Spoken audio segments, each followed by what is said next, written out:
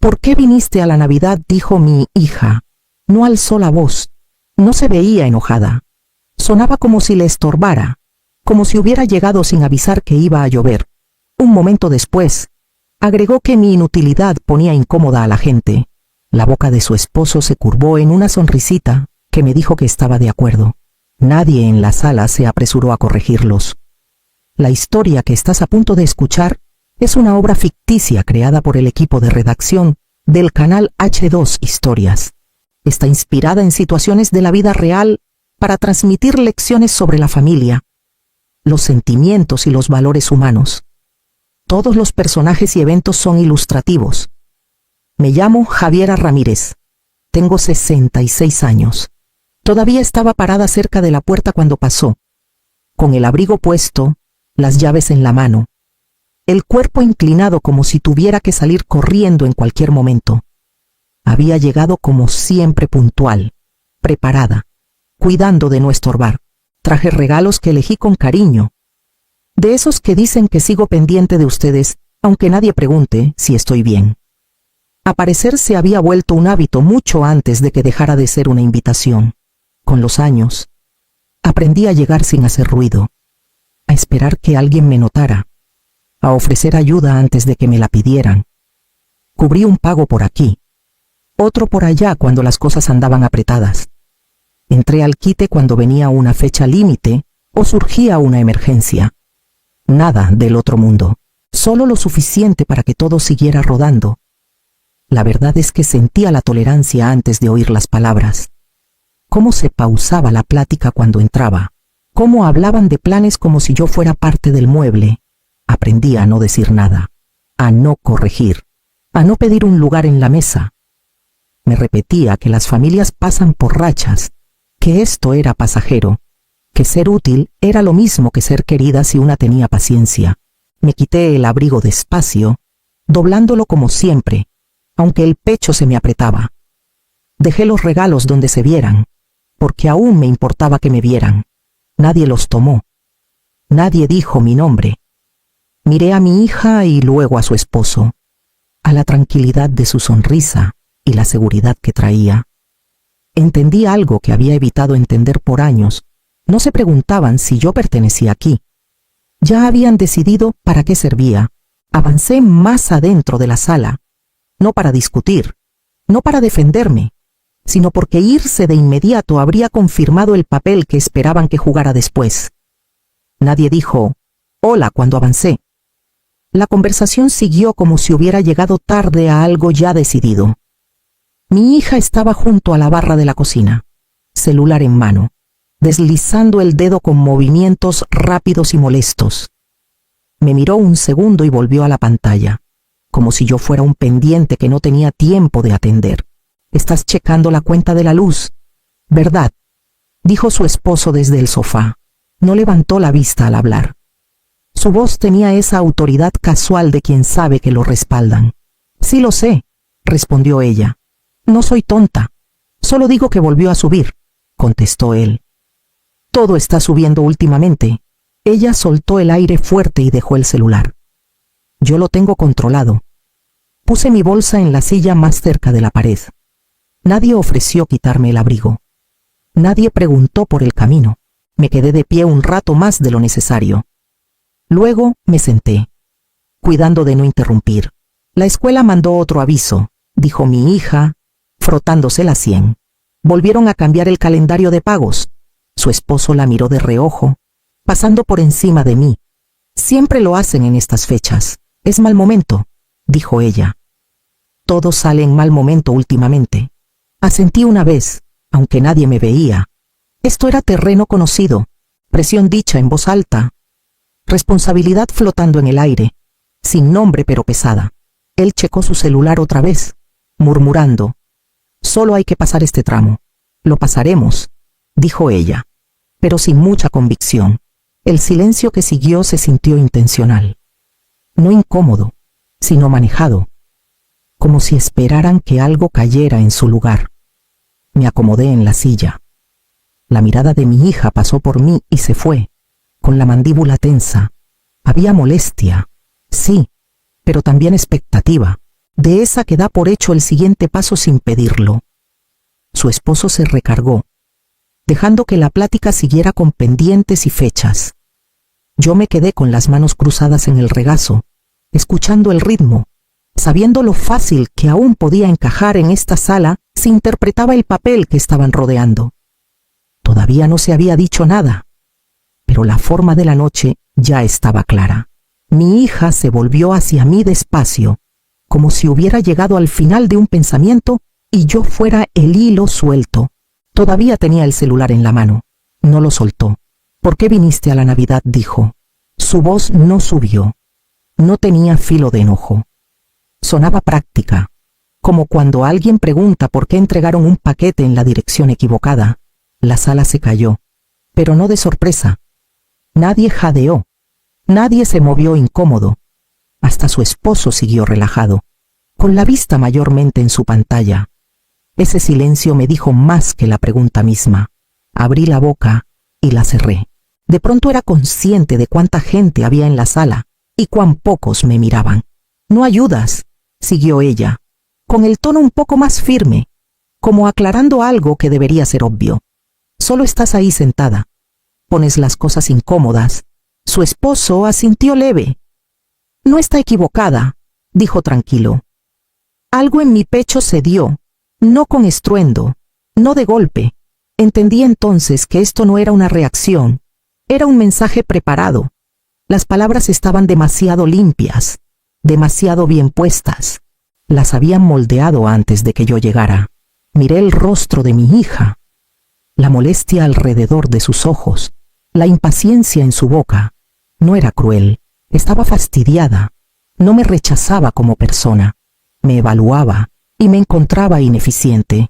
Esperé que alguien interrumpiera, un familiar, un vecino, alguien que dijera que así no se habla en una familia. Nadie lo hizo. Mi hija cruzó los brazos, ya pasando la página. Estamos con mucha presión ahorita, dijo. Y esto no ayuda en nada. Su esposo se recargó de nuevo, satisfecho. La plática empezó a cambiar, lista para dejarme atrás donde estaba parada. Entendí entonces que mi presencia se había vuelto algo que necesitaba justificación. No porque hubiera hecho algo malo, sino porque ya no cumplía el propósito que me habían asignado. Mi hija suspiró como cansada de explicar lo evidente. No es personal, dijo. Es que ya no ayudas. La palabra ya pesó más que el resto. Su esposo se inclinó hacia adelante, codos en las rodillas. Estamos muy apretados, dijo. Todos lo estamos, y cuando alguien solo está ahí sentado, le carga más a la sala. No solo estoy sentada, dije, tan bajito que mi voz me sorprendió. Mi hija no se inmutó. Mamá, sí lo estás, no aportas, no arreglas nada, no quitas nada de nuestra carga. Sentí que la sala se ladeó, no porque estuviera equivocada en mi silencio, sino porque me medía con una báscula que no sabía que seguía en uso. Antes entrabas al quite, siguió. Cuando las cosas se ponían difíciles, cuando surgía algo, eso ayudaba. Esto señaló hacia mí sin mirarme. No. Su esposo asintió, conforme pone incómoda a la gente. Tener a alguien que no jala parejo. La palabra inútil llegó entonces, sin gritarla, sin enfatizarla. Solo la dejó entre nosotros como un hecho. Entendí en ese momento que no era un insulto para herir. Era una conclusión, un resumen de mi valor actual. Pensé en los años que cubrí faltantes sin decir nada. El pago de la colegiatura cuando cambiaron el calendario. El hueco del seguro cuando dejó de correr la póliza. El préstamo que me devolvieron tarde. Oh, ni eso. Nada espectacular. Solo constante. Confiable. Invisible. Ya no trabajas, agregó mi hija, con tono más plano. Estás jubilada. Tienes tiempo. Pero el tiempo no paga las cuentas. Ahí estaba. Mi edad, bien doblada en el argumento. 66, traducidos a utilidad disminuida, experiencia reducida a irrelevante. Presencia convertida en carga. Yo te crié, dije. Las palabras se me escaparon antes de poderlas detener. Ella apretó los labios. Y te lo agradezco, dijo rápido.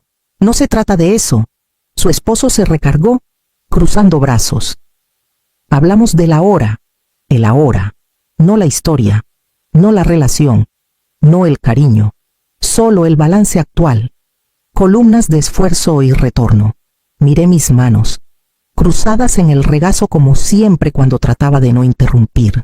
Al fin entendí la regla que había seguido sin saberlo: la utilidad era moneda, y el cariño era condicional. Nadie los corrigió. Nadie suavizó las palabras. La sala aceptó el marco, y con él, el acuerdo silencioso de que ya había cumplido mi función aquí. Mi yerno sonreía antes de hablar. No era sonrisa amable, ni siquiera cortés.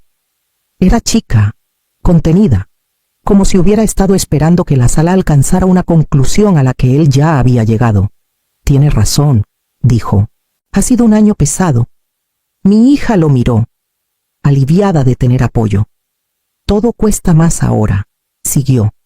«La luz, la escuela, el seguro, se acumula rápido. Todos estamos echando la mano donde podemos». Noté cómo dijo todos, y cómo sus ojos pasaron naturalmente por mí al decirlo. No pidiendo, esperando.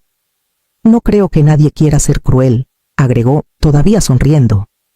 «Solo es estresante tener cerca a alguien que no es parte de la solución, parte de la solución». La frase se acomodó junto a inútil, solo vestida para sonar razonable. Mi hija cruzó los brazos. «No queríamos decirlo así», dijo. «Pero tú siempre lo tomas mejor cuando somos directos. Siempre». Ahí estaba, la suposición metida en la frase, que yo lo absorbería, lo arreglaría, haría lo de siempre. Mi yerno se recargó, recuperando confianza ahora que la sala se había alineado. «No hagamos de esto un drama», dijo. «Es Navidad». La sonrisita se quedó en su cara, fácil y sin cuidado. No le preocupaba mi reacción. No se preparaba para consecuencias. Ya estaba pasando la página, contando con que el patrón se mantuviera. Entendía entonces que esto no era un desahogo compartido, era un cálculo. Habían medido hasta dónde podían llegar, y estaban seguros de que yo no me movería. El poder en la sala había cambiado mucho antes de que yo llegara. Solo había sido lenta en notar que nunca había sido mío. No les contesté de inmediato. Me quedé callada lo suficiente para que la sala respirara sin mí. En ese espacio, los recuerdos se alinearon solos, como esperando permiso. Cubrí la colegiatura cuando cambiaron el calendario. Dije, sin alzar la voz, 2 veces. Mi hija se movió incómoda. Eso fue hace años. Y el hueco del seguro seguí. Cuando dejó de correr la póliza y no se dieron cuenta hasta que llegó la carta, su esposo se encogió de hombros. «Eso pasa. Pasó porque me llamaron», dije, tarde, angustiados. Siguió un silencio delgado y cuidadoso. Entré al quite cuando se atrasó el pago del carro. Agregué, cuando la cuenta bajó. Cuando movieron la fecha, no hice anuncios, no pedí gracias. La boca de mi hija se tensó. «Te lo pagamos». A veces dije, con el tiempo. Su esposo miró a otro lado, con impaciencia asomando. Hablamos de la hora. Ese era siempre el movimiento. Borrar el pasado, aplanarlo, quedarse solo con el momento que les convenía. Noté algo. Dije, cada vez que ayudaba era bienvenida, cada vez que paraba, me volvía difícil. «No es justo», dijo mi hija, muy rápido. «Es constante», respondí. Sentí el peso asentarse en mi pecho. El patrón no era solo de ellos, también era mío. Regresaba después de cada desaire callado. Arreglaba las cosas. Me decía que era temporal, que las familias pasan fases, que ser útil era una forma de cariño. Les enseñé que volvería. Dije, más para mí que para ellos. Les enseñé que lo aguantaría. Mi hija cruzó los brazos. «¿Entonces qué? ¿Ahora llevas cuentas?» «No», dije, «solo las leo». Su esposo checó el celular, desinteresado, esperando que el momento pasara como siempre. Vi la seguridad volver a su postura, la tranquilidad de quien cree que el sistema se corrige solo. Entendí entonces que lo que yo llamaba amor había funcionado como acceso, y yo había estado renovando el pase sin notar el costo. No hablé de inmediato. Dejé que el silencio se estirara hasta que se notara, hasta que mi hija cambiara el peso de un pie al otro y su esposo alzara la vista, impaciente. Entonces lo dije. Entonces dejo de financiarles la vida. No alcé la voz. No agregué nada antes ni después. Lo dije como digo la mayoría de las cosas ahora, claro. Medido, terminado. La sala se congeló.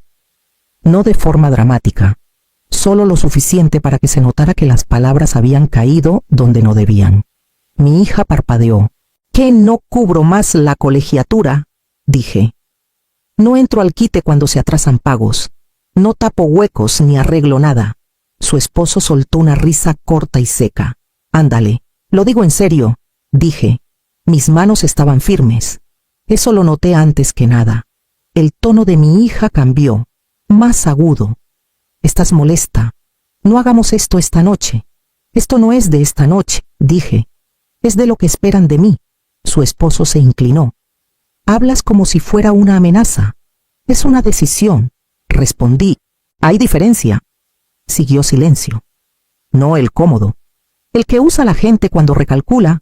Mi hija negó con la cabeza. No lo dices en serio. La miré a los ojos. Sí lo digo. Nadie se movió. Nadie rió aún. La seguridad que había llenado la sala antes se había ido, reemplazada por algo cauteloso, casi temeroso. Lo sentí entonces un cambio tan sutil que se podía pasar por alto. El papel que había interpretado por años terminó, no con enojo, sino con una frase dicha tan clara que no se podía retractar. Mi hija rió primero. Salió ligero y rápido, como quitándose una pelusa del suéter. Estás exagerando, dijo. Es Navidad. Su esposo se unió, negando con la cabeza. Esto es puro drama navideño, dijo. Pasa cada año. Todos dicen cosas que no sienten. Lo siento, dije. Él agitó la mano, ya despidiéndome. Siempre dices cosas cuando estás molesta.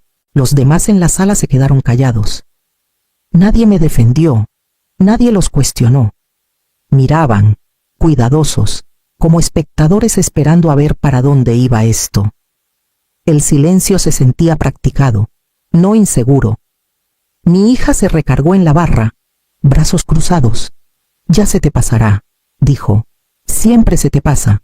Su esposo sonrió de nuevo, con la misma confianza fácil de antes. No arruinemos la noche, dijo. Hablamos después. Después siempre había significado nunca. Después significaba que yo pediría disculpas por la tensión. Después significaba que todo volvería a ser como antes. Su risa no era cruel. Eso fue lo que se me quedó. Era segura, cómoda, construida en años de saber exactamente hasta dónde podían empujar sin consecuencias. Se voltearon, ya siguiendo, la plática regresando a planes y fechas, confiados en que el momento había pasado. Me quedé donde estaba, escuchando el sonido, entendiendo que no se reían porque creyeran que estaba equivocada. Se reían porque creían que volvería a mi lugar cuando terminara la noche. No discutí, no expliqué. Tomé mi abrigo, mi bolsa y los regalos que nadie había tocado. ¿A dónde vas?, preguntó mi hija, con la molestia más aguda ahora que la sala se sentía menos segura. A mi casa, dije. Su esposo bufó. No hemos terminado de hablar. Yo sí, respondí. Nadie me siguió a la puerta. Eso se sintió consistente. Me fui como había aprendido a irme callada, sin exigir que me vieran. A la mañana siguiente, preparé café y me senté en mi mesa de la cocina. No me apresuré. Abrí la laptop y entré a las cuentas que había manejado por años sin comentario. La colegiatura primero. Quité mi nombre del calendario de pagos y confirmé el cambio. El seguro después. Cancelé la cobertura automática que tenía por si acaso. Luego, la ayuda mensual de la hipoteca, siempre presentada como temporal. Cada pantalla de confirmación era tranquila, neutral, sin drama. La primera llamada llegó esa tarde. Algo anda mal con la cuenta de la escuela, dijo mi hija, sin saludo, sin disculpa. Dicen que no entró el pago. Lo sé, dije. Pausa. ¿Entonces lo arreglas? No lo haré, respondí. Su tono cambió. No hagas esto.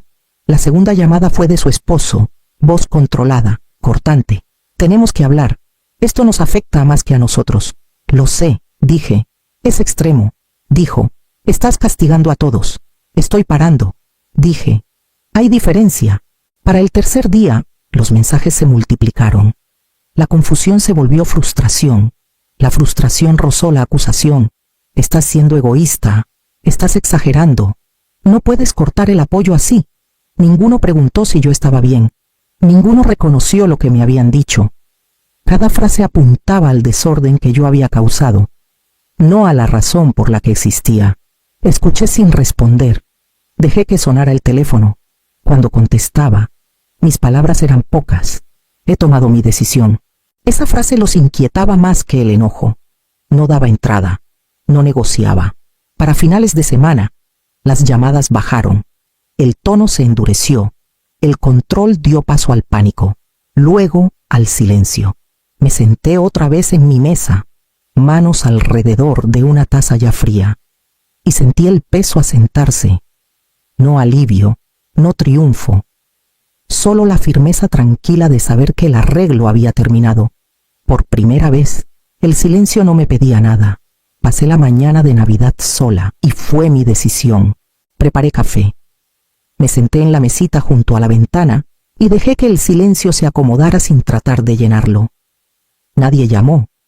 Nadie tocó. Esa ausencia se sintió honesta. Mi celular vibró una vez cerca del mediodía. Un mensaje de mi hija. No lo dijimos con esa intención. Lo leí y dejé el celular boca abajo.